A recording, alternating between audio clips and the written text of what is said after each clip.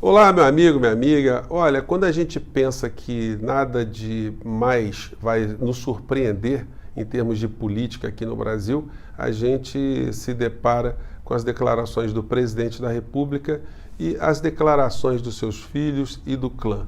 Gente, isso me lembra sempre uma modalidade olímpica chamada salto com vara.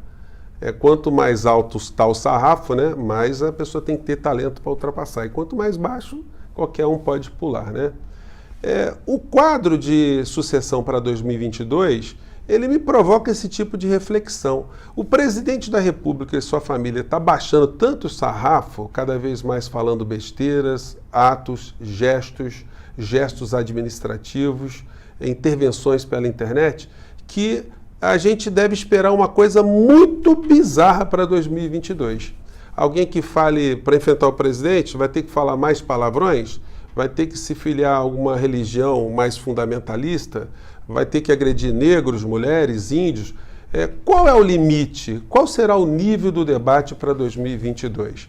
Então isso é uma temeridade, porque a gente vê o filho do presidente colocando na rede social um vídeo de uma autópsia de um ser humano, não importa quem era o cara, mas utilizar esse tipo de imagem, inclusive sem procedência identificada, para, sei lá, para ganhar opinião pública, para satisfazer, de repente, a curiosidade de algumas pessoas, para fazer política com uma coisa tão grotesca como essa. O presidente da República continua cada vez mais baixando o nível no seu comportamento e só está fazendo isso, gente, porque existe um propósito no meio dessa história toda. Bom, o primeiro propósito é distrair as pessoas dos assuntos mais importantes que a gente não está discutindo. Em segundo lugar, possibilitar terraplanar toda a área para que os grandes interesses do nosso país sejam negociados sem interferência do povo brasileiro, sem interferência de debates.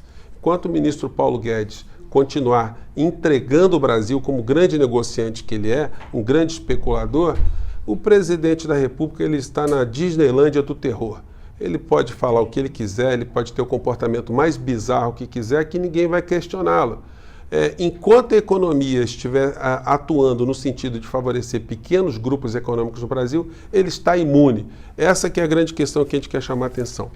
E a família Marinho continua fazendo negócios, ou apoiando grandes negócios na surdina da noite. Você que não é do Rio de Janeiro, você não sabe, mas eles aqui estão fazendo uma ofensiva muito grande contra a empresa de água aqui do Rio de Janeiro, Água e Esgoto.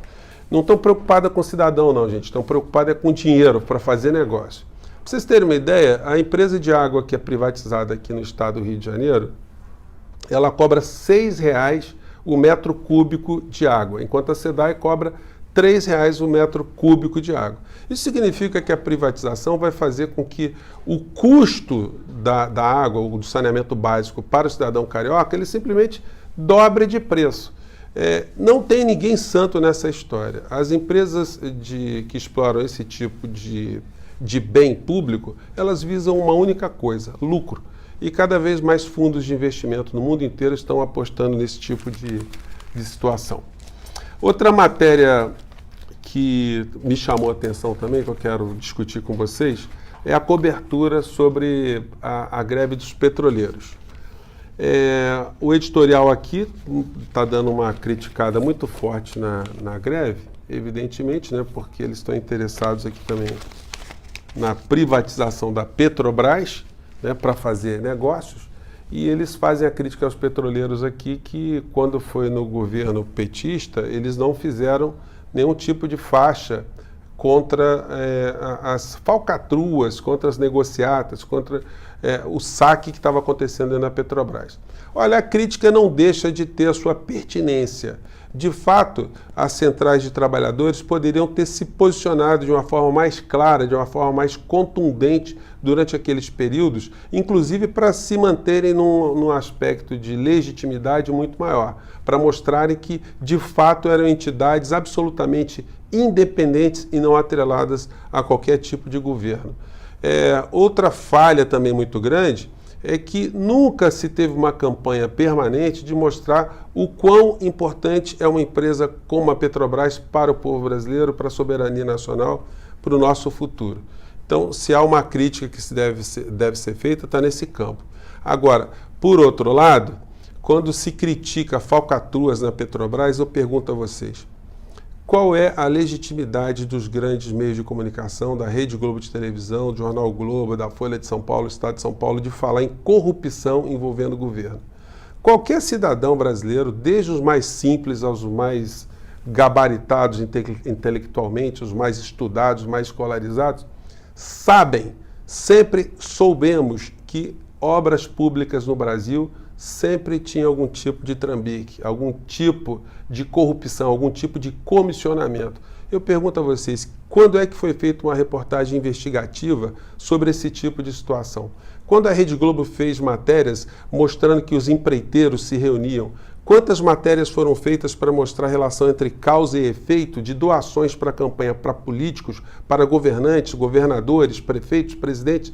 Quantas vezes isso não aconteceu e quantas vezes, quando aconteceu, que tipo de benefício teve para um ou outra pessoa? Quando foi que eles se manifestaram com todas as obras superfaturadas, as obras imprestáveis, as obras não terminadas? Quantas vezes eles focalizaram os patrimônios de parlamentares, de senadores, de políticos de uma maneira geral? Nunca fizeram absolutamente nada. Para mostrar que eles fazem reportagens investigativas, eles mandam lá um repórter sem rosto para Quixeramobim para ver desvio de merenda de 20 mil reais, 30 mil reais. Então, gente, olha, quando a Rede Globo de televisão, o Jornal Globo, falar em corrupção, saiba você o seguinte, eles não têm a menor legitimidade, a menor credibilidade, porque eles sempre foram sócios do crime de uma maneira geral. Porque quando você tem a certeza, você tem informação que algo de errado está acontecendo e você não faz nada, você também é cúmplice. Como eles são cúmplices agora desse governo que está aí nessa Disneylândia do terror, fazendo todo tipo de declaração e gesto antirrepublicano, porque a política econômica está no modelo que eles apoiam. Gente, o programa hoje vai ser mais curto, foi só para jogar essas questões para vocês e para a gente conversar no bar, conversar com os amigos, conversar com os parentes, né? Eu fico por aqui, um grande abraço, se inscreva, não deixe de mandar suas críticas e sugestões, tá bom? Tchau!